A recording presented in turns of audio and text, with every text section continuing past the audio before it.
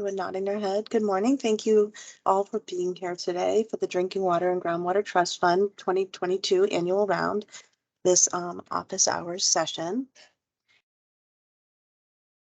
We are going to record this session, so just wanted to let everyone know so we can post it up on the webpage. So if people have questions later, we're unable to attend, they can get this information later on.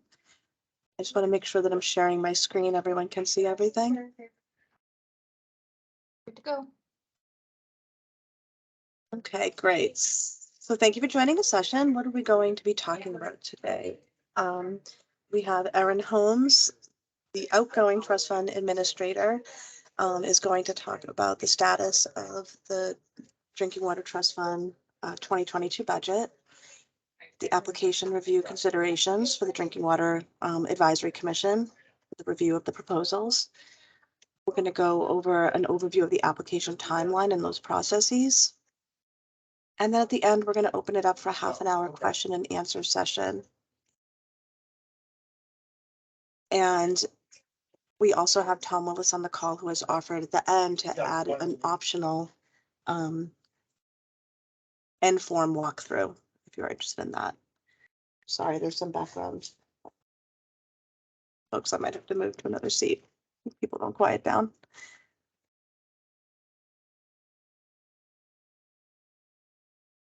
I'd like to introduce myself. My name is Cheryl Bondi, and I'm the new Drinking Water and Groundwater Trust Fund Administrator. I have been at DES for 6 years now. My previous position was in the Wetlands Mitigation Program, where I was assisting with administering the Aquatic Resource Mitigation Fund, which was a grant program that provided money for land protection and wetland restoration and conservation. I'm very new. I've only been here for 1 week. I'm really excited to be joining at this time during a new funding round, and I look forward to working with all of you. And with that, I am now going to hand it over to Erin to provide some background on the trust fund and this funding round. I'm going to stop sharing and I'm going to mute. Thanks. So just give me a second here because I am on one laptop monitor. So I'm going to share my presentation and then I won't have any idea what I'm looking at because it'll cover the screen. So I guess before I do that, if you do, Cheryl, I guess just for what are we're gonna wait to the end for questions and answers? Yes. So at the very end, we have 30 minutes set aside for a full question answer session. Okay, perfect.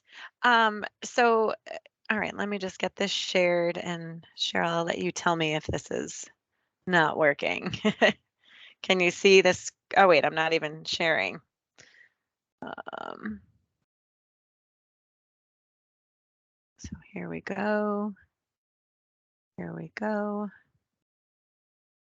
So are you seeing the whole screen? Yep, it looks good. Yes. Okay, great. All right. Thank you, Cheryl. So yes, Cheryl mentioned Cheryl Bondi is the new Drinking Water and Groundwater Trust Fund Administrator.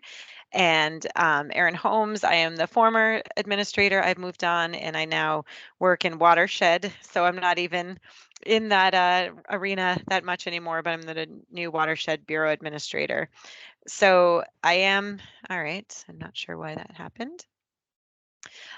So I am kind of helping with this, and besides myself and Cheryl, you have the whole drinking water team that you are very familiar with, and the engineers to kind of facilitate the discussion at the end. And so basically, I'm going to be talking about the budget allocation, giving you a very quick overview of what happened in the past. Talking about some of the considerations for reviewing your application and what the commission is looking for. We're going to talk, sorry, I don't know why it keeps loading up the internet. And then really, this is for you. This is, we're going to end with that 30 minutes of discussion. And, we all here at DES know how to apply and we know what the commission's looking for, but these aren't our projects. And we really just wanted to create this opportunity for you to go through, ask us questions, because we know a lot of you might have applied to the SRF this summer and might be trying to figure out, what do we do now? Whether you got funded, need more funding, didn't get funded, how can we help you with your best step forward? And so kind of on that same vein, a lot of you are familiar with the Drinking Water State Revolving Loan Fund program, and you may or may not have tried to apply to the trust fund in the past. You may have a project that is funded currently by the trust fund, but, the big thing that I want people to understand is that the trust fund is very unique and it's uniquely different from the Drinking Water State Revolving Loan Fund. The Drinking Water SRF has an intended use plan. Projects are ranked. They look at, just metrics in that ranking. You get points, and if you rank high enough, then woohoo, you get funded. Um, we don't do that on the trust fund side of things. The Drinking Water Advisory Commission, or a subcommittee of the commission, reviews each individual project on its own merits, which I think is one of the best things about the trust fund. But also, it's probably the more frustrating for those of you on the outside is, you know, really giving you, leaving here today and when you go to apply, it's really telling the story of your project. And there's room to tell that story again because it isn't ranked. So you might have, some situation where in SRF you might not receive a lot of points. Maybe you have a really high MHI and you might not get points for that in SRF. Well, that's not the end of your story. Maybe you have contamination or you're trying to diversify your drinking water sources. So you're working on that and that's a good story to tell. So it really provides that space. And so, that's really what you should be leaving here today is that, the more robust of an application, the more you can demonstrate the project and the need and why you need funding for it, that you've exhausted outside funding sources, and that you have local support if applicable for that type of project. Those are all parts of the story that you should be telling to the commission. And so just to give you a really high flyover of the work that the trust fund has done, this is the graphic I like to use that demonstrates the total investment to date. I'm going to move that. There we go. The total investment to date, and it's over $300 million, and that's for infrastructure and for source water protection. But how we get to that $300 million, if we did that with all the trust fund, we wouldn't have any money left over. But you can see in the numbers here, it's about 50% of the total investment comes from the trust fund. The other 50% comes from the other funding sources. And grants, both source water and infrastructure, make up about 33% of that total investment. So just keep that number in your head. If you're working on an application, I mean, sure, everybody would love 100% grant or 75% grant, but think about this, the 50,000-foot view. 33% of the projects funded through the trust fund is grant funds. That's kind of where you're starting. You might ask for a little more, you might ask for less, and but we'll talk about that more. But basically, I'm just saying I can't tell you how much to ask for grant, but if you come in with a 70% grant, it's going to be tough. Depending on the factors. But we'll talk a little bit more about that. And then here's just the historical comparison of grants, loans from the trust fund and non-drinking water trust fund funding. So that kind of lighter blue at the top, that's our outside funding sources. And you can see even since the beginning in 2017, we have a lot of outside funding because of the manner in which we awarded projects. There was a lot of SRF projects that received some grant and loan. But through the years, the light green on the bottom is that grant component. 2018, 2019, we had some pretty big drivers of grant fundings through the Southern New Hampshire project, which many of you are probably familiar with. But, I look down at the line, I look at 2021, which is a pretty good indication of, I think, really where we want to be. That just over 30% grant was awarded, some loans as well. but a big contribution from other funding sources. And last year we had ARPA and SRF, so there was a lot of opportunity to do what the commission really wants you to do, which is leverage other funding sources. They want to be that last dollar in. But so if you do a really good job leveraging all these other funding sources, you're bringing federal dollars to the table, your odds of getting a grant to kind of close the gap are pretty high. Again, you look at that percentage, let's say 80%, 90% of your project is funded through a federal funding source, and you need a 10% grant to just get it over the hump and make it happen. Those are the things you should be thinking about. And then understanding that, this is a loan and grant program, and it's not all grants. We do offer quite a bit of funding and loans, and have historically as well. And so that, again, fly over, because really this is about talking about this applying and being able to ask questions. So this year, every year we write an award plan. You can find it on our website. It is definitely one of the most valuable tools we have for you, the potential applicant, is to read through the award plan, understand the types of programs that we have, and really understand our budget and how we come up with the budget. And then attachment E, which is really talking about project readiness and making sure you have a good application. And so the budget, we determine this on an annual basis based on the amount of funding that's available in the corpus, the main account. And every year we allocate 20% of that corpus balance to be spent in that given year, annual calendar year. And so this doesn't show source water protection, which is a $2 million grant that we put into that program. But what it does show you is our allocation for both loans and grants. You can see 10 million and a little over 13 million in grant funds. We do have a special projects program that applicants can come in at any time throughout the year. We have awarded some funding in that program to date. So that brings our available balances to about 8.5 million for loans and a little over 10 million for grant. And now I use the word allocation and target. These are target numbers. There is nothing in statute or rule that says, one, the commission needs to award $10.1 million in grant because that's what's left in their budget, nor does it say they have to stick to that number and can't go over. So it's a target number. Again, if there are projects that have the merit and the commission says, we just really want to support these 10 projects and it's going to put us over these numbers, it's up to the commission to decide that as a whole and vote on that. They're not held to these numbers.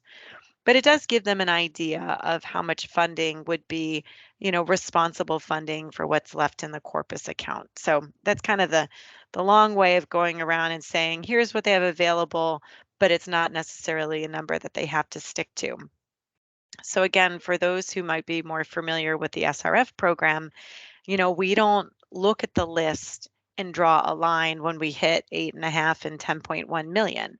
Again, we look at projects individually and they're not just ranked, and we draw a line of how much funding we have. So it does allow a lot of flexibility within reason and justified, of course, but allows flexibility in offering this funding for the year. So that's our target amount. And every year, this is just going to go down a little bit. Our corpus is getting lower. It's an interest-bearing account. Loans are starting to get repaid, and all that funding comes back into the trust fund. But there's a model of how long we can sustain this, and that's where that 20% is coming from. A lot of details. Short answer, that's about how much money is on the table right now. And so I've got a couple of, flow charts I'll show here. This is kind of the really high end one is if you have an infrastructure project, we have two pathways. We have the Special Projects Assistance Program pathway, and then we have the annual Drinking Water Construction Projects Assistance Program, which is what we're in right now. Basically, if you're like, oh, I have a special project, it's contamination related or it's time critical or hardship, We're just going to tell you apply to the annual round, make sure you make the deadline on October 14th, because at this point in the calendar year, there's the special projects program is kind of irrelevant. That's a program that we run throughout the year. If you come in, in January or April, that we have a mechanism to review your application. But at this point, you're all in the annual round. The annual round is for these drinking water system improvements, and it runs all the types of projects that are similar to SRF projects, entities that are eligible similar to the SRF. However, because of the statute and the commission rules, municipalities can come in even if they're not a water system. Some of the more nuanced public water systems, different entities that may not be eligible in the SRF program, they can also come in. Again, the commission can decide whether or not they want to approve that funding. But if you're sitting out here in the audience and you're like, gee, I'm not really sure what I am, call DES, talk to Cynthia Clevens, somebody in the Drinking Water Groundwater Bureau. They'll be able to kind of help you understand what type of system you have and, what type of eligibility you might have available to you. But really, it's up to the commission. So, there's again a lot of flexibility in the trust fund versus other federal programs or other programs that have very clear eligibility requirements.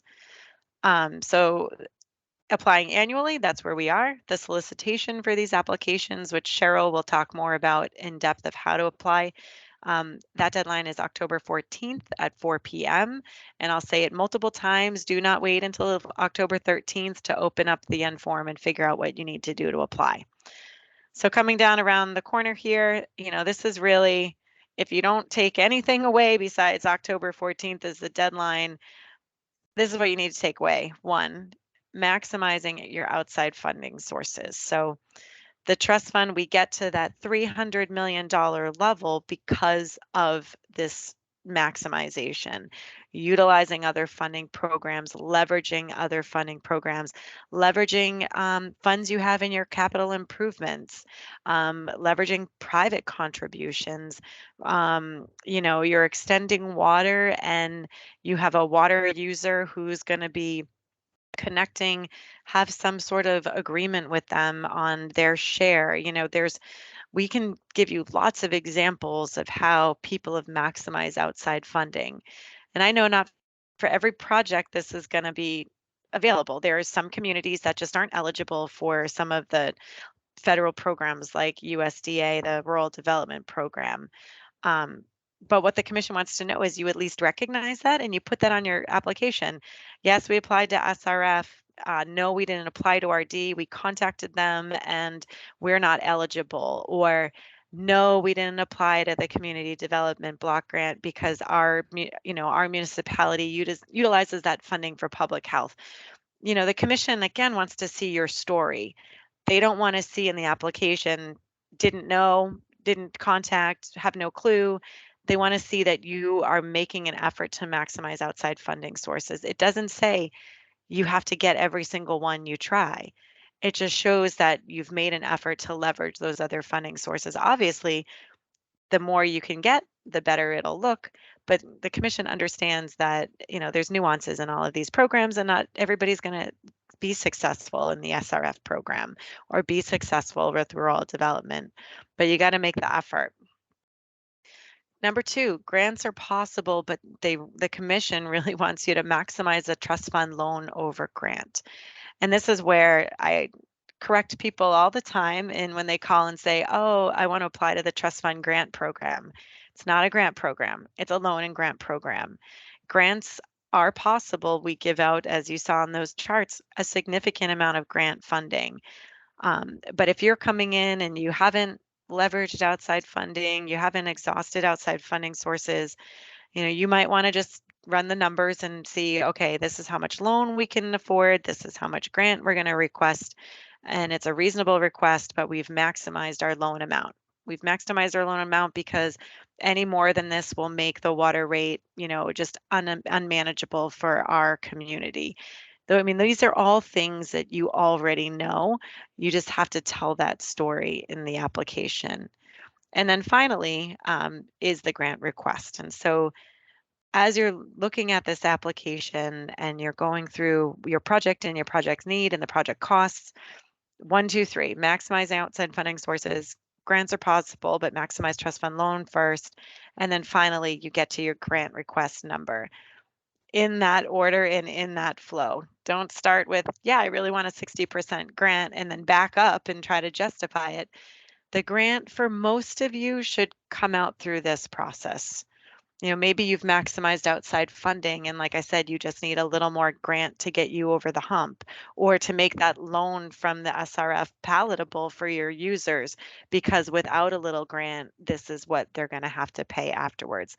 These are all considerations that you should be having these conversations for. And then, really, again, this is just kind of these take homes for you as you go through this. Grant funds available and they need to be justified. I just kind of gave that example. You want to demonstrate that justification versus just putting a statement on your application. So when we talk about readiness and project readiness and readiness of an application, that's the difference between demonstrating that your need is justified versus just we want a grant. So there's a big difference there. So a ready application is able to demonstrate this. It's able to show it versus say it. Like I said, maybe you have an economic hardship in your community. We'll demonstrate that. Maybe you did an income survey already with RCAP or one of the organizations that do that. Put that in your application. Income survey conducted in 2021. These are the results. Here's the rate. This becomes unaffordable at this level. Um, Anything you can show to support, that's what you want to do when you're justifying that grant request. Second consideration that you really should be aware of is just prioritization. I'm going to tell you if you have a project that's contamination related, and I know even though I've moved on to watershed management, there's a lot of different funding sources out there that are prioritizing contamination. You have Amy Russo with the PFAS Remediation Loan Fund. There is bipartisan infrastructure law funding that's come in through the SRF program. The trust fund is there to help fill in gaps, to provide loans if you only received a portion of a grant. Other contamination, arsenic. I know there's a lot going on with manganese. It can be man-made, it can be natural, it can, all of that would be considered. And how the Trust Fund Commission or the subcommittee looks at this is literally last year they had a pile of projects that were contamination related and reviewed those first. They feel very strongly that the trust fund came from that lawsuit with MTBE, and they feel very strongly about prioritizing contamination related projects. We recognize MTBE has taken on a lot of those projects. Those are few and far between at this point, but the world changes and there's other priorities in respect to contamination and new things and stresses that you're going to have to adjust for your system. And so they recognize that and they prioritize it. They also prioritize new sources. And so as of course the environment is changing, I know there's some communities that are starting to evaluate diversifying their system. Maybe they've relied on a surface water body and that's starting to just not behave in the way it has over the last couple of decades. Maybe they want to start looking at a different source. Maybe you've done some planning and you're ready to go pursue that new source. The Trust Fund Commission, really has said this year after year, bringing in the source, finding the source, and prioritizing those types of projects as well. And then my final, 100% awesome. And this was kind of what I was saying at the beginning is the Trust Fund Commission that reviews your application is very unique and they recognize the unique needs of your system. You just have to demonstrate and tell them that story in your application. And then they're able to review it on the merits. And I've said it a couple times, gap funding. Gap funding is, you've almost made it there and you need a little bit over the hump. Those projects tend to do very well when being reviewed by the commission as well. Again, I know not everybody's going to have that opportunity, and that's understood. But for those that are looking for a little more grant or something to get over the hump, demonstrate, justify, and present that it's gap funding. Projects that have been successful have shown I used, federal funds for phases 1 and 2. We had to cut out phase 3 because there wasn't enough funding. Now we want to finish this critical project. Again, telling the story and how those funds were used and the amount is really important for your application. And again, some of these projects just may not rank high enough in the SRF program, um, but they have a lot of merit. And that's where, telling your story with the Trust Fund Commission will get you into that evaluation, but you're not being ranked against the other applications. They're really just looking at your project. And so, how this is put into practice by the commission and through the review process, so you can kind of see here's how they do it. There is criteria that the commission considers. That criteria is actually written right into their commission construction rules. I have the link right here. And we'll be sending out this PowerPoint, I believe, afterwards. You can go right into those rules. These 15 criteria are written in there. Um, and basically, this is a screening sheet that the subcommittee or the full commission looks at, and they'll start going down. These, this one obviously wasn't related to contamination, but it was serving customers with a low MHI or a high affordability. They exhausted their other funding sources. This project, I believe, had established a TIF district. They had ARPA dollars. They had capital funds that they were contributing. They had like 4 different sources. And then you can kind of see number 5. Sorry, I lost my mouse here. Whoops. Don't want to show that yet. That they came in and they were asking for a modest loan, maximizing their loan over grant. And they got a lot of yeses in here. But I can tell you, those first 5 criteria, contamination, the type of customer base for the system, and that low MHI, high affordability index, have they looked at other funding sources and exhausted those? That doesn't mean you were successful, but you made a big effort to do it. We've had projects that, they weren't successful with other funding, but they were able to contribute 25,000 from their capital budget. Again, it's showing the buy-in to the commission that, hey, we're not asking the commission to subsidize and pay for this entire project. We're buying into it too. That goes a long way in the review of these applications. Um, right here, this is, so this sheet, we type up what they say because we make one sheet for every application. And the commission subcommittee said they got the most that they could for what they were eligible for. So basically, they made their effort. They got as much as they could from outside funding, but there were a lot of programs that they weren't eligible for, and that's okay too. And then right here, did they prioritize a loan over grant? Yeah, they came in. They had this significant, more than 50% of the funding they needed.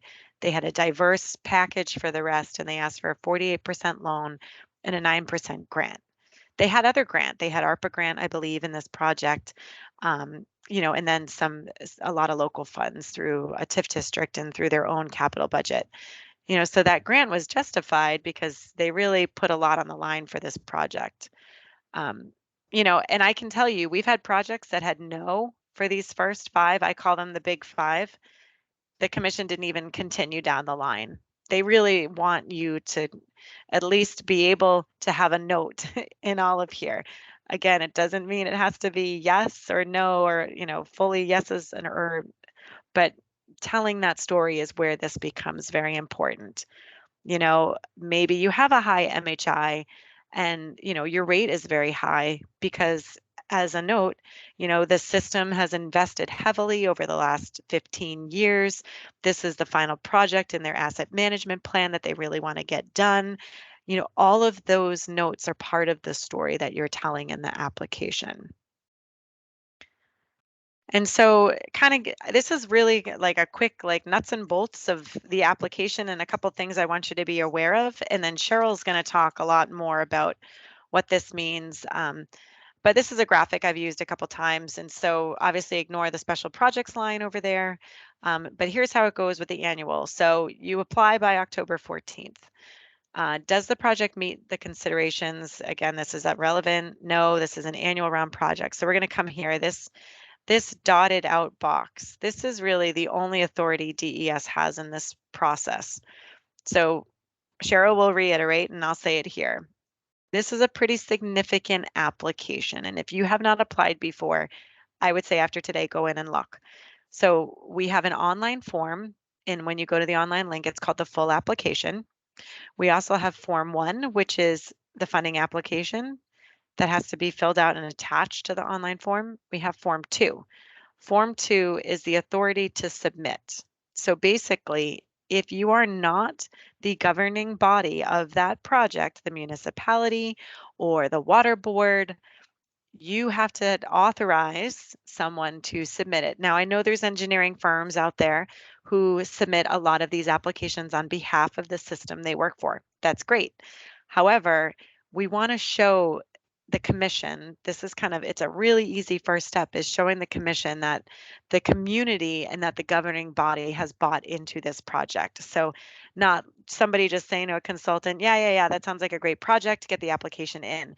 There's an actual process, and you have to go through a meeting of your board and approve and give that ability for somebody else to submit the application. It's an easy step to check that box, but it's necessary. So again, the commission understands that everybody's on the same page with this project. So that's one thing you need to be aware of.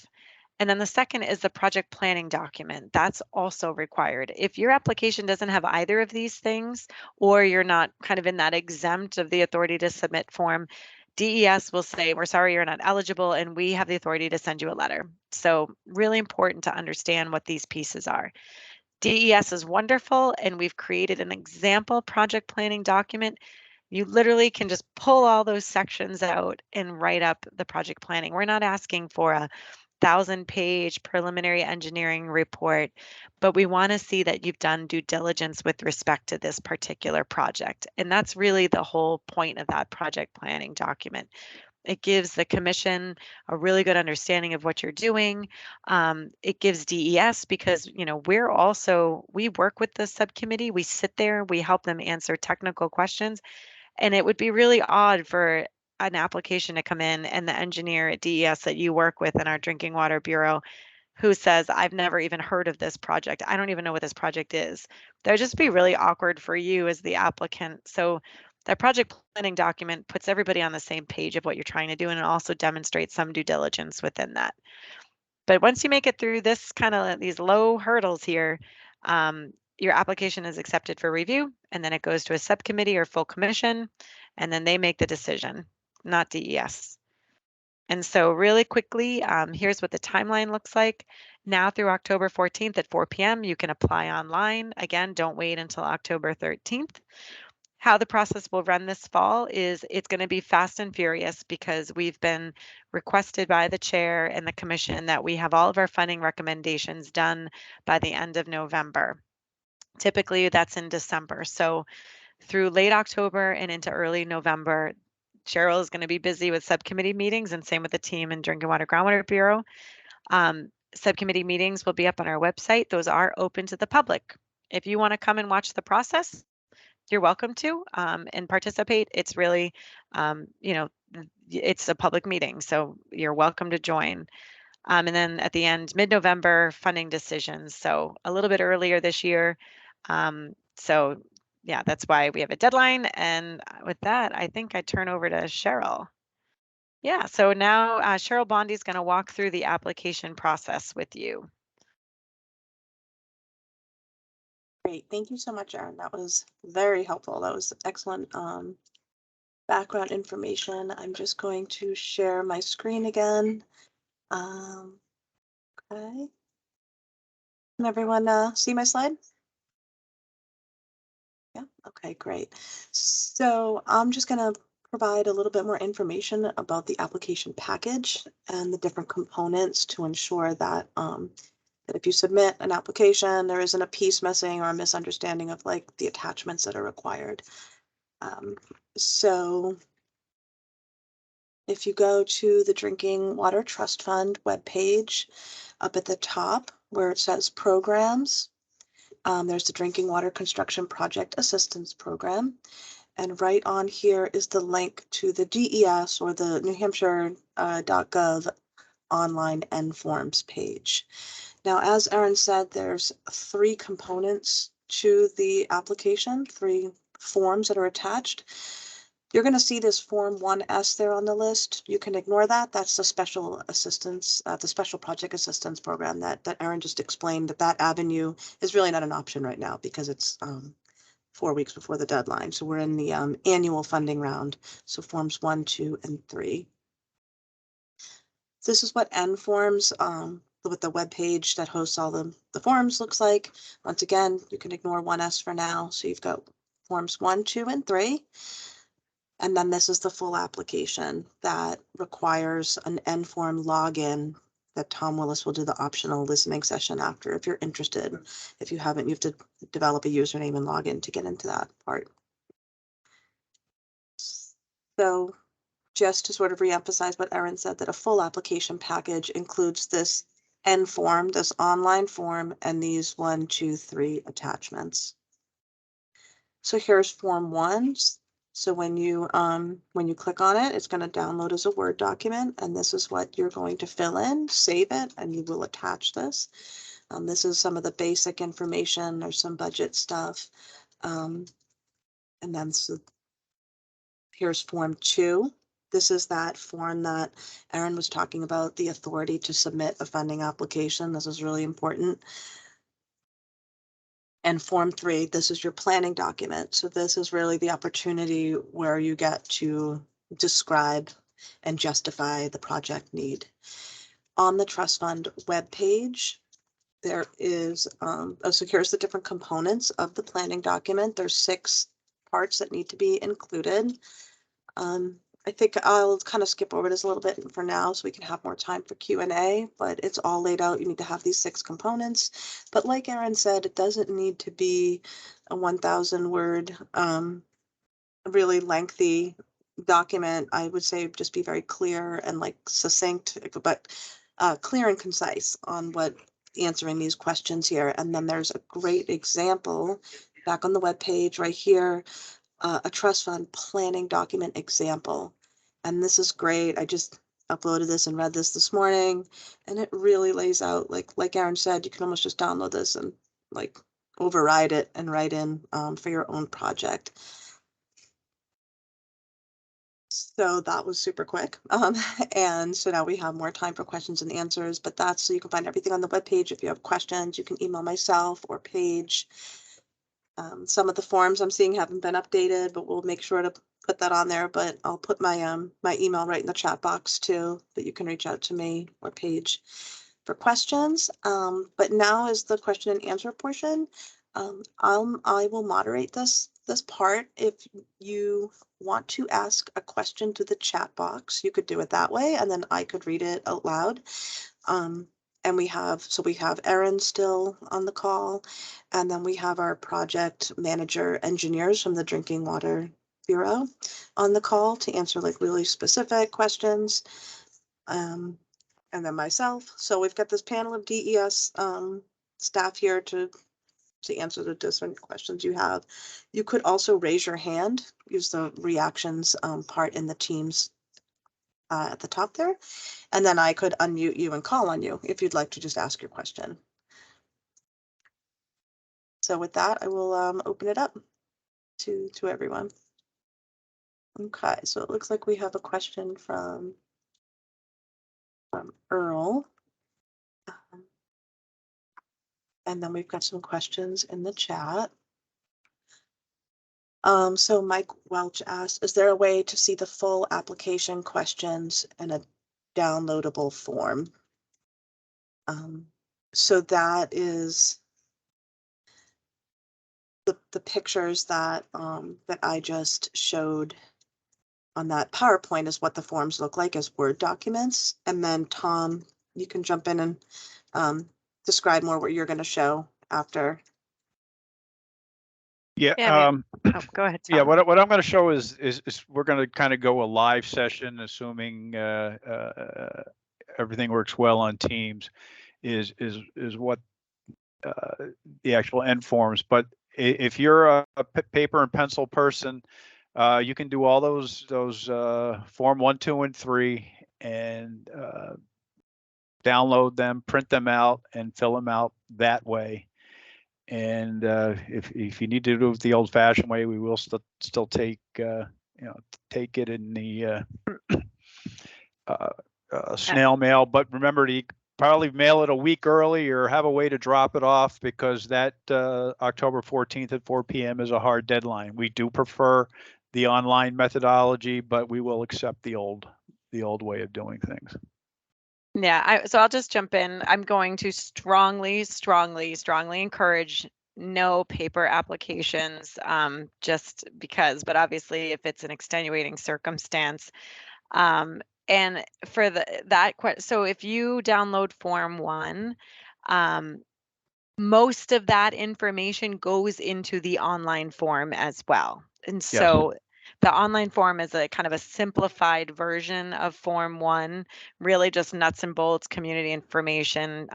Cheryl showed you, but really Form 1, if you go through Form 1 and you like everything that's in there and the math works and it all looks good, that's pretty much what you're going to be putting into the online form as well.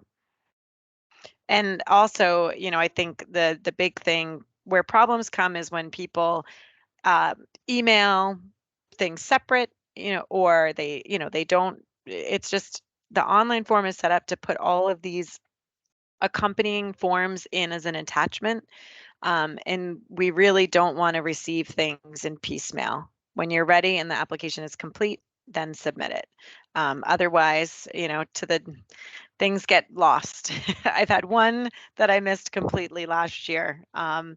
And it wasn't their fault, but it's just there. It's pretty crazy when all of these are coming in at the last minute. Okay, great, thanks. If someone does have the need to submit it as paper, does it have to arrive here at DES by October 14th, or does it have to be postmarked by October 14th? I would say arrive. Great. If you absolutely have to do it, arrive, because the time schedule, as Aaron outlined, is so tight that we want to have everything in, and there's a lot of stuff to review and get ready. So the more time we have, the better. Looks like we have a question from Earl. I've unmuted you, I think. Did it work? No, he maybe muted himself. How about now? Yeah, there you go. Now? There we go. Great. I'm Earl Goodnow. I'm the maintenance director at Silver Lakes Estates, which is a small adult community, 52 detached homes. We have a problem with our well in that a test was done, and has to do with the uranium. The set base for that by the state, I believe, is 30. I think it's PPL, I think are the correct acronyms after that.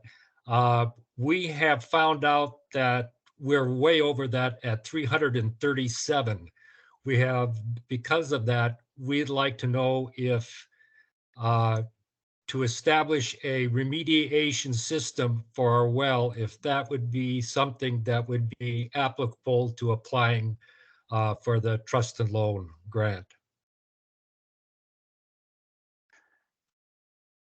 Earl, have you taken a confirmatory sample of that? Oh yes, we've had research people come in, Okay. hydrogeologists, everything. Yeah, we've got all that data. Well, I would encourage you to you can go ahead and apply. You need at this point in time. The key is have that background information, as much of that background information as you can. I mean, we could talk a little bit offline here on this Monday, but we're not going to dissuade you from. I think there are other options, but we're not going to dissuade you from applying at this point, given your circumstances.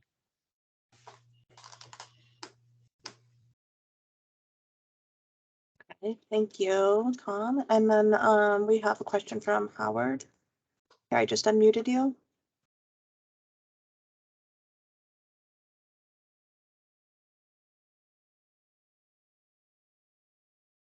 Is Howard able to ask his question? If not, you could type it in the chat box if the microphone's not working. I'm muting. Can you hear me? Yep. Okay, good. Our pump station, booster pumps are running out at 140 PSI, which is very, very dangerous. Okay.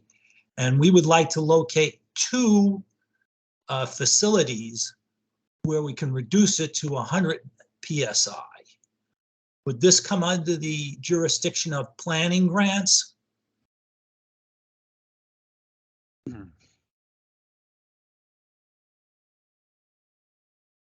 Yeah, so you're looking to do some kind of due diligence or feasibility study to figure out, what the best path forward is for your particular system. Is that correct, Howard? That is correct. Yeah, I mean, I think, Jonna, I'm trying to see who might be on from the Drinking Water Groundwater Bureau team. There is an active solicitation that's going to be starting for planning. And yeah, these are the types of projects I think that would fall in as long as the system is eligible. To really kind of go through that first step. And how this all works with the trust fund is you go through a planning grant, you figure out the best approach. Obviously, you're going to have better buy-in by your community. Then you have a project you can apply for rather than just saying $1 million and this would be nice to do these things. You really want to kind of take those steps appropriately, because you also don't want to do something that isn't going to, it's going to cost too much, or you haven't looked at the other options. So I think, Tom, I'm not sure who else from Drinking Water Groundwater Bureau can talk a little bit more about the types of projects. I can talk about this a little bit. This is, Howard, this is a situation that's been going on for a while. This isn't an acute situation. It's like all of a sudden this is the case. We just opened a sustainability application, which includes planning grants. They are due on December the 9th. That application, I think, has just been announced, and it is on our website. I think maybe if you Googled NHDES sustainability grant, you can get to it, and that will give you the instructions on how to do that. That's really the first step of our whole cycle, and this would be a good time. I think that would be a good thing for you to look into, apply for, because that's really the first step in our whole, shall we say, funding cycle every year that we're on. This trust fund application is really the last part.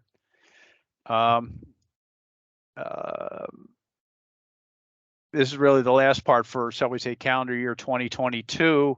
The planning grant, which is deadline is in December, is really the first step of 2023 cycle, and that's probably where you should go. And I definitely know we have a $1 million loan to rebuild Pump Station 1 from the SRF, and it's going to cost $1.356 million. And I believe you would cover that. Is that correct?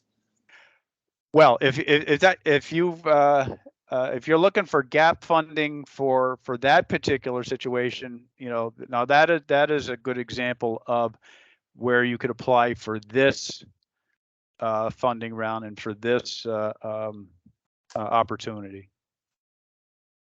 Okay, thank you.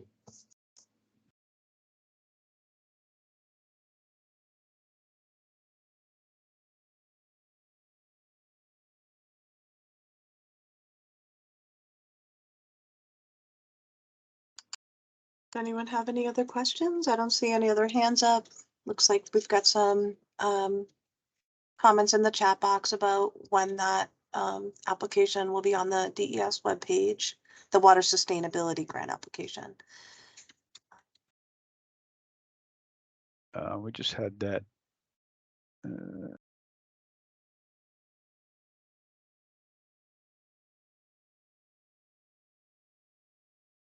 Okay.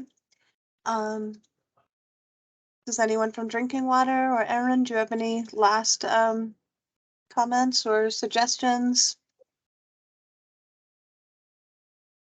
No, I don't. I mean, I think that, as you go through this, and again, I think a lot of you have been through this process or you're working with consultants who certainly have, reach out to the project engineers in Drinking Water Groundwater Bureau because, they know your systems and obviously they know the funding programs that are out there. Part of the reason we moved the deadline to October 14th, unbeknownst to us that it was going to get crammed up on the other side, but we moved that deadline because of the SRF. They received a large amount of applications this year. There's all different types of funding because of the bipartisan infrastructure law and ARPA. That we really wanted you, the systems, to have an opportunity to kind of digest having gone through that process and then pivoting to the next step. And for some of you, a planning grant or some of these sustainability grants through the SRF program this fall are more applicable. Maybe you applied for a project to the SRF, but it's just not ready, and you're going to have a hard time convincing the commission you're ready. Maybe a planning grant is a better place to go.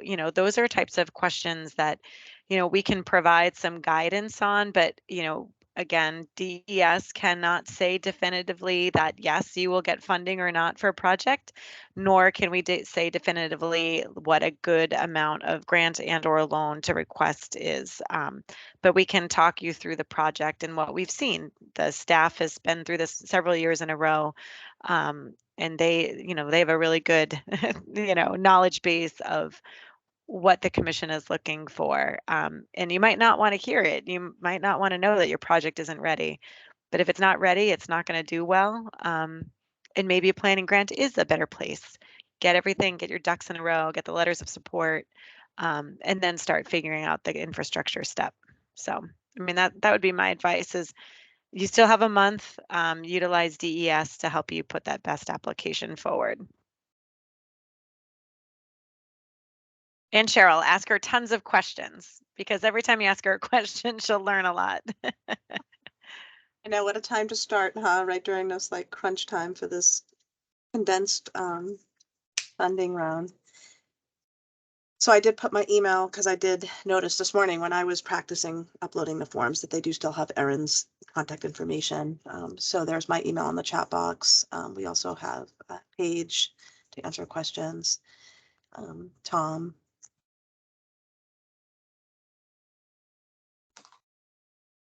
Well, with that, I want to say thank you to everyone. I look forward to hearing about your projects and seeing what comes in. This sort of ends the official, office hours session. But like I said, Tom has offered to log into nForm and show us what it looks like from that view. I showed you screenshots from the outside view, but what it looks like to actually go in there and start filling out that full application. So that's optional. You can stay on if you'd like. It looks like Mike is interested. I'm actually interested, so I'm going to stay on, Tom. Okay. We're going to try to do this live, so Great. Hopefully it'll work. Perfect. Well, thank you, everyone. And I am going to, I'm going to put my mic on mute, Tom, okay? Sure. If you want to go through it, hang on. We'll give, a minute or so for those who want to go enjoy the afternoon to log out. And those who want to stay on, we'll try to make this work from a remote location. So with that, have a good weekend.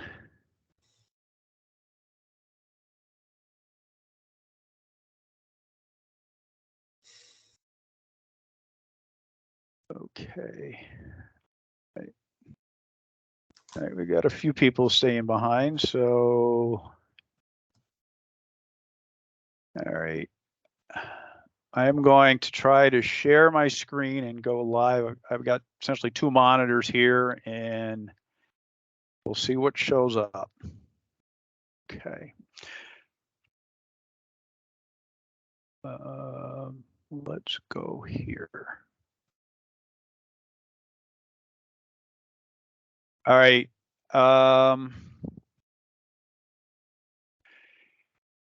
going to try to do is go to a browser or to the browsers. Everyone see a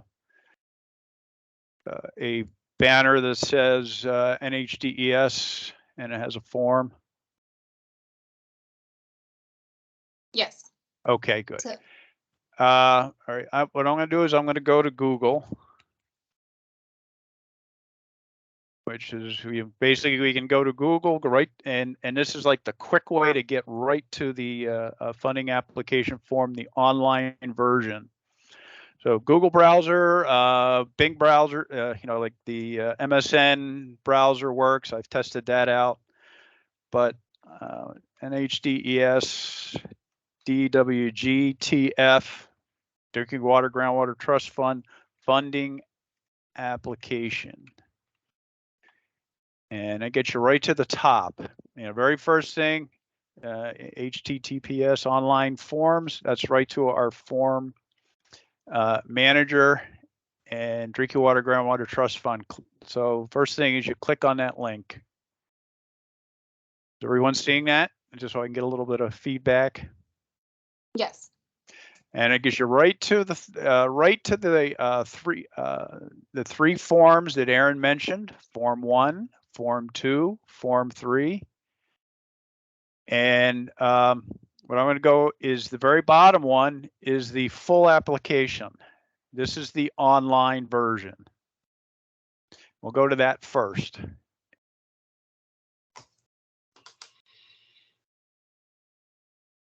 And scroll down a little bit, it gives a little bit of a background, who's responsible. We're gonna have to change the contact from Aaron to Cheryl on that, but then we go to begin form entry. And you click on that bar.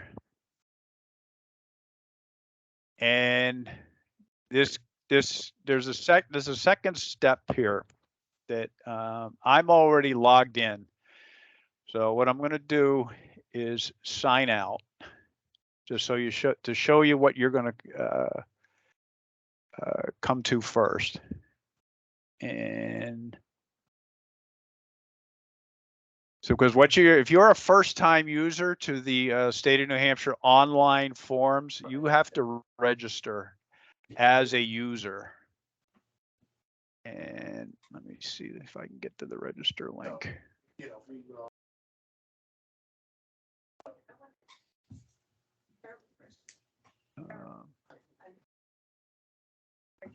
Back here. Okay. So you'll go in and you have this box. This box will show up, and you'll click to register. You essentially have to register your account initially. So it's like any other thing. Yes, it's another username. Typically use your email, phone. You have to create a password, and that's really the first step, and goes through that step. I think there's even a two-factor authentication that allows you to use the state of New Hampshire online forms process. So yeah, like I said, it's another email, it's another password, but it protects you as the user and protects us. So that's really the first step if you haven't done this for the first time. And it's really, I think, statewide for all, many agencies use this system. If you're in there for another purpose and you're a user, this should work. And then you just go and log on. So let me go back here.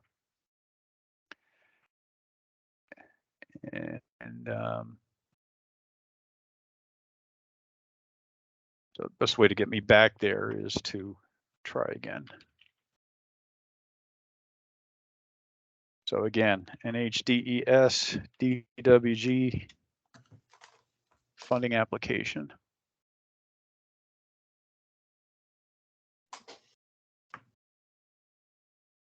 So full application. Let's see if I'm logged in now or not. Okay, begin form entry.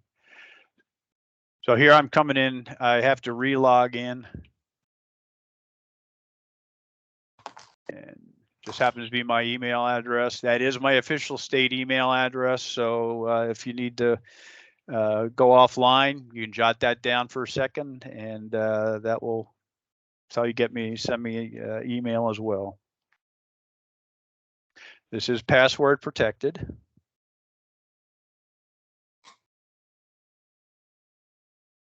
and we sign in. Up.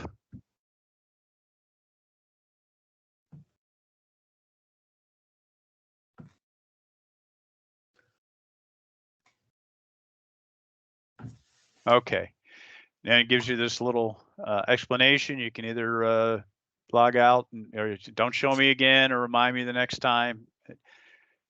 It's one and done, just basically gives you a little bit of legal information on it. So here's what the online form looks like.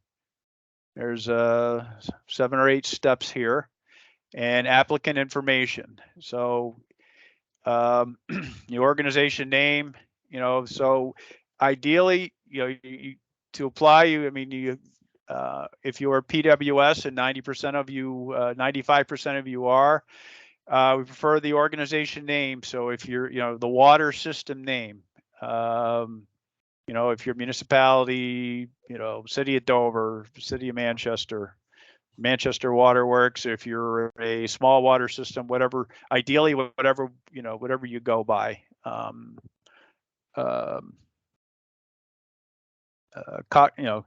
Conway Village Fire District, or, Stonegate Acres Association, or anything like that.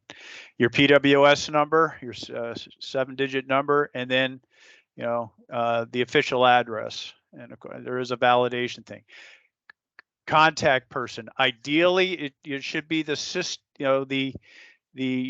system owner, or so Board of Selectmen. If you are a consultant, maybe state if you're going to be the responsible charge, but then that are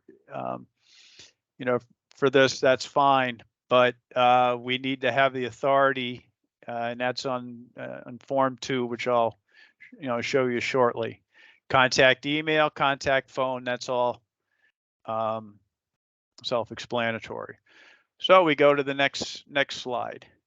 And let me just emphasize here, in this button on the upper right-hand corner, you can come and go as you please. Obviously you're not going to fill this thing out in one sitting. But you can save progress. I think there's also an auto save function, but save progress, as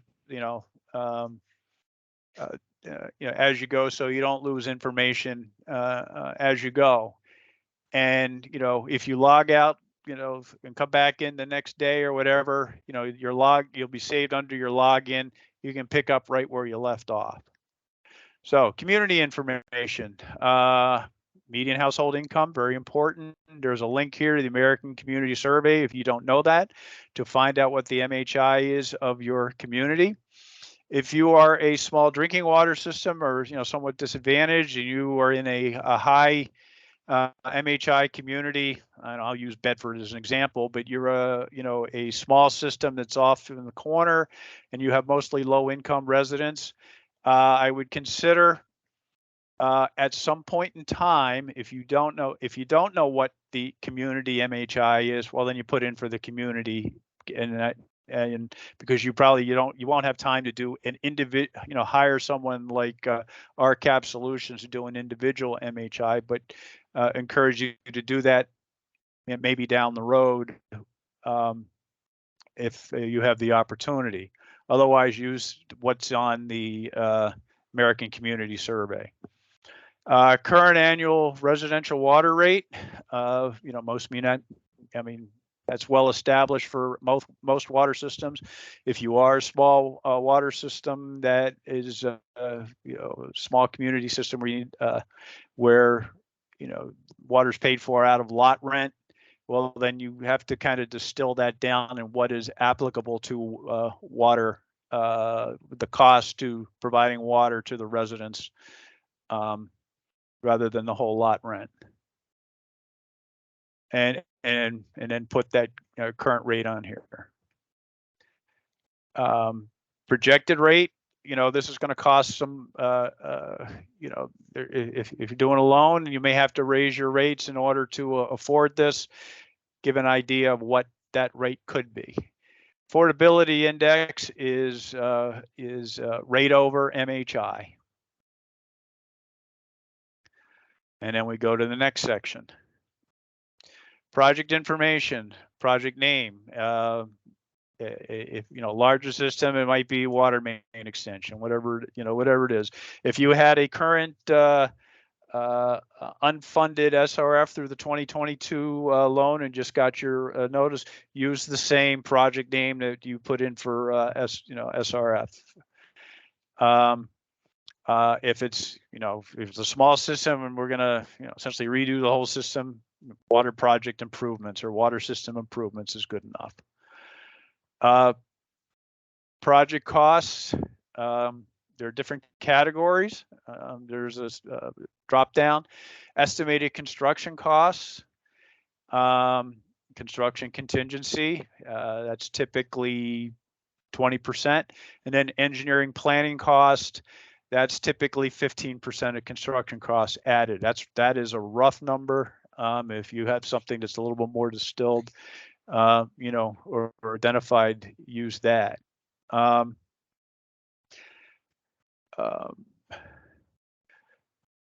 But this is really where your prior planning is. The better the dollar, these dollar amounts should really be, I won't say hard, but very pretty well refined. Not something we just we'll pull it out of the air and see what sticks. But that's why we really require the planning doc. We have the planning section here, is to really give some thought to what those dollar amounts are. And given the inflationary situation we're in, these dollar numbers are accelerating. So I counsel you maybe to aim high, because inflation costs have been accelerating. Project costs are based on, and then it's just a narrative, whatever planning you've done, whatever studies have been done, maybe as part of your previous SRF application. As Aaron said, the more detail, the better to justify that. So we go on to the next section. Here's where you identify the other sources of funding that you have reached out and applied for. It's basically a yes or no. And there's 6 different categories there. And then we have a place for other and how much. So then we go on to the next one. This is where we talk about the loan. Ask how much loan you're looking for, and then identify, the loan term. Is you opting for short term or out to the full 20 years, which is the maximum in most cases on the trust fund. Hey, And then, Tom, can I ask a quick question? yes. Can people apply for both a loan and a grant, or do they have to pick one or the other? As Aaron suggested, I would start with loan. And if you can afford loan, if you have money in your budget to afford loan, but you look at, as Aaron suggested, you're exhausting all of your ability to pay back without raising your rates to an astronomical level, and you get a lot of pushback, then put both. But that's where the narrative, put in the narrative, if it's mostly grant, and you're looking for mostly grant, you need to justify that. And if you wish to apply for grant funding, yes or no. All right, now here's next part is attachments. The Form 1, these are the shall we say the paperwork or the Word documents. So you'll fill out the Word documents, Form 1, 2, and 3 in Word format. They will be in files in your computer, and then this is where you upload those particular forms to them. Form 1, which I'll go through in a second. Form 1S, which is a special project, that doesn't apply here. Authority to submit, I have a little bit to say on that. And then the planning document. So these are separate files that are attached to this online form. And then so we go to the next part to review. It kind of highlights everything. This is where you fill in, it kind of calls out, says, oh, you got the wrong information, or you missed a step, or, you know, this tells you those things you need to fill in so that the application will be complete and get pushed onto our servers. And it just is essentially a recap, and it'll flag what things you haven't filled in and need to fill in.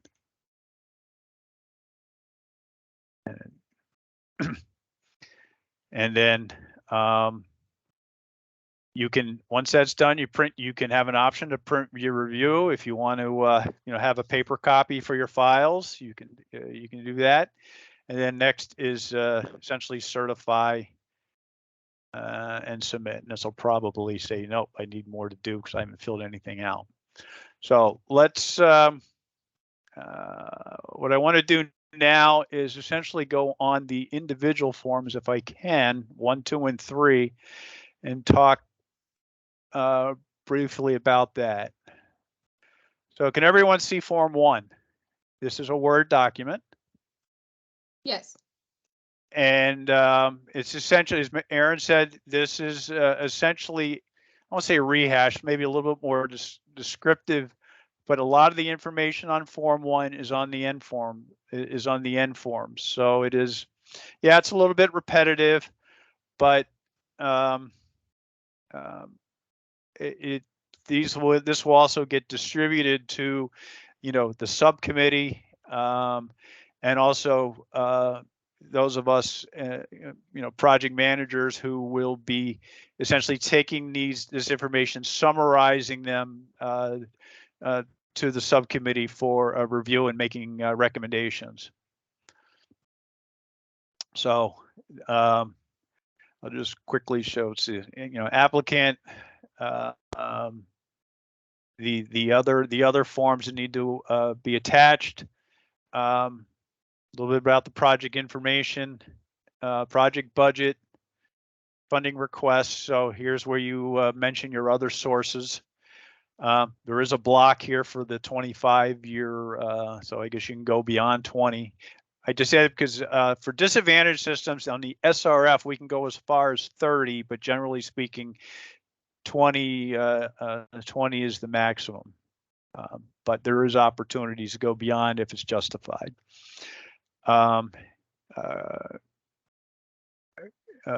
Grant request justification, outside funding sources, and then any other considerations, your essentially your affordability information, and then an estimated project schedule.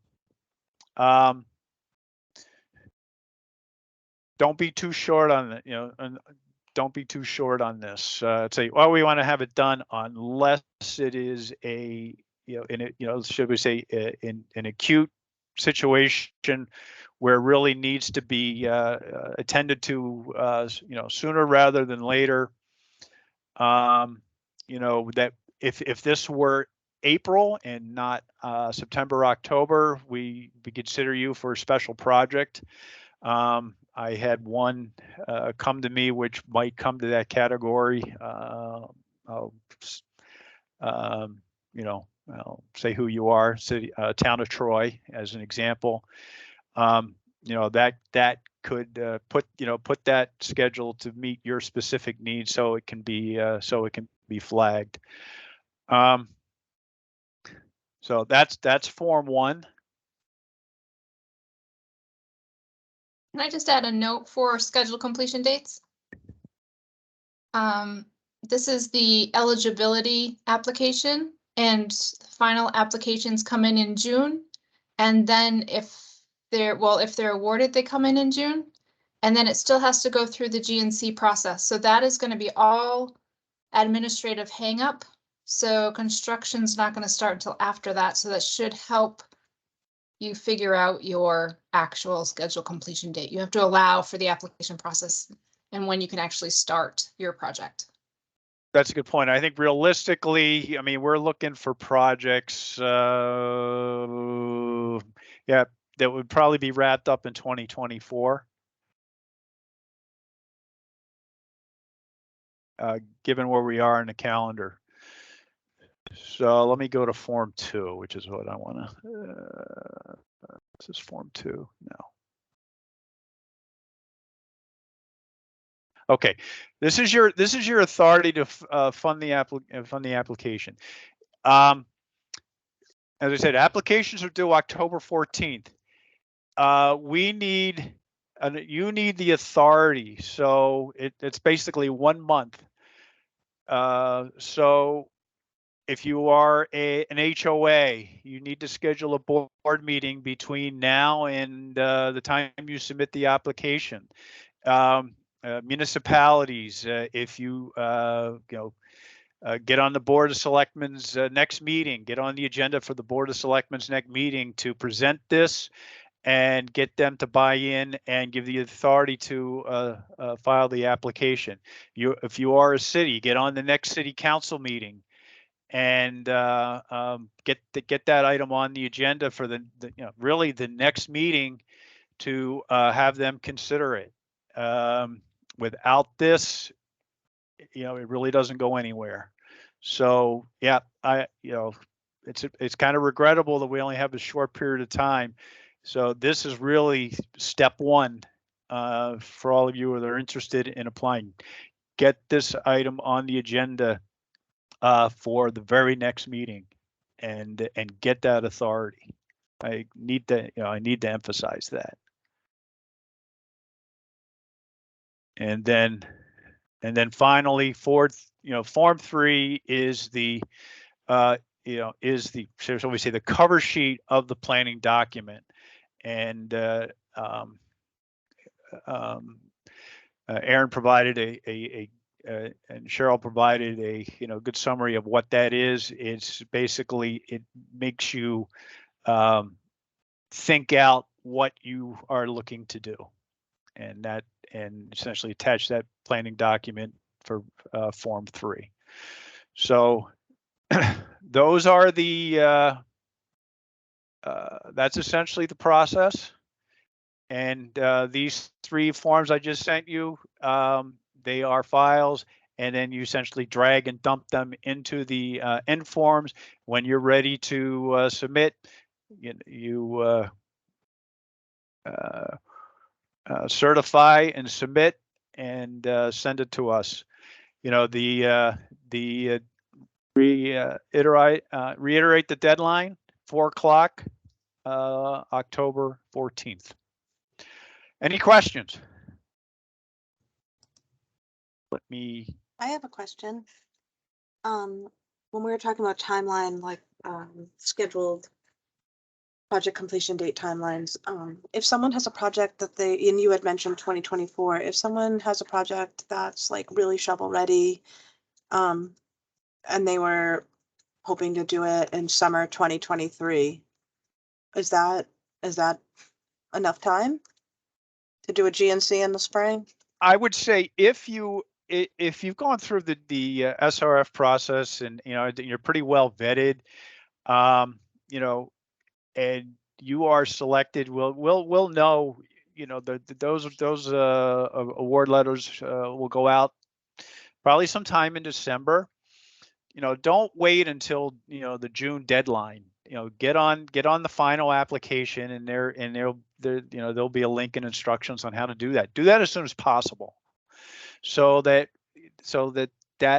final paperwork and stuff can that is needed to get GNC approval can be done through the months of January, February, and March. In the meantime, while that is going on, and you have other funding, let's say this is gap funding for that, that you have other funding for. In the meantime, you can your engineer can be doing preliminary studies and doing doing preliminary engineering work for that. What we cannot do is that we cannot award any construction contract until we have GNC approval.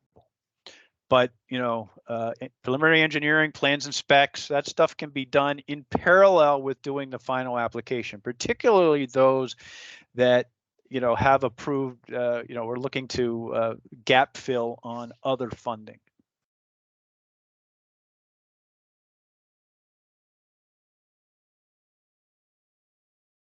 Looks like Earl has a question. Okay.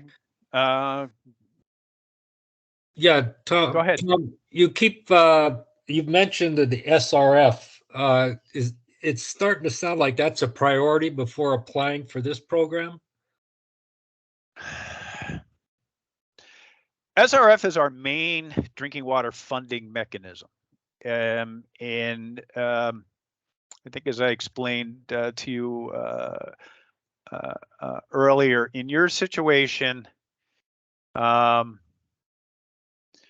going to say your situation is not unique. You're looking for another source. And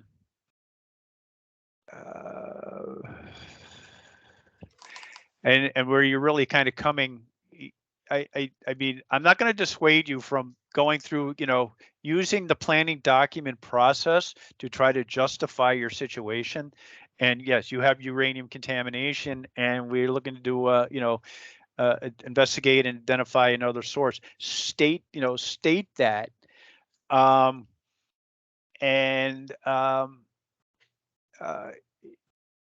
we'll present it to the board and see if it will compete well. But generally speaking, I think in your situation, as I explained, the process that we do, go through a planning grant process. I'm not sure you need to to do that, but at least take this planning document and maybe use the template that we have available, and I can forward to you,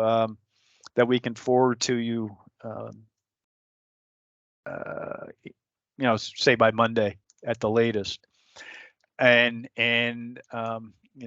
essentially tell your story, and we would encourage you to apply if you were selected for funding, and the board thinks it, then great, your funding is full trust fund. But in many cases, given the way that this is structured, you'll have a better opportunity, especially where you have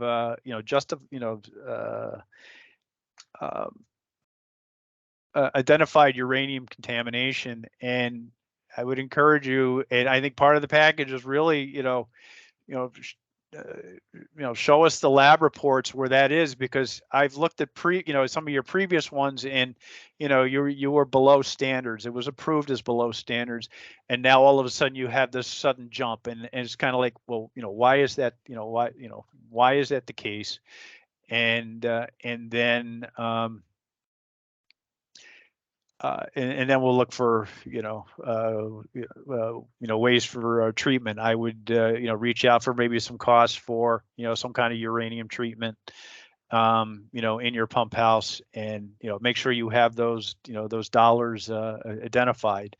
This isn't in the grand scheme of things, this isn't huge dollars, but the SRF program is really the main funding source for correction of these things, and that is on an annual basis, an annual cycle, just like this. And if you're not successful here, then we get you in on the annual cycle for SRF, where you have a much higher likelihood of getting funding for that. I hope I've answered your question. Yes, thank you. I appreciate it. To piggyback off of what Tom's saying is, you can certainly apply to the trust fund without applying to SRF. However, you're going to be needing to be prepared to speak to as to why you did not. The trust fund is going to want to know that there's a good reason why you didn't try there first. Trust fund likes to be the last piece of the puzzle, So they want you to exhaust all those other options. So Right. if for some reason you haven't applied, you need to speak to the reason behind that. Okay, thank you. Good point, Paige. Thank you. Any other questions? Let me just scroll down here, look for a hand raise. I don't see any. That said, that's all I have.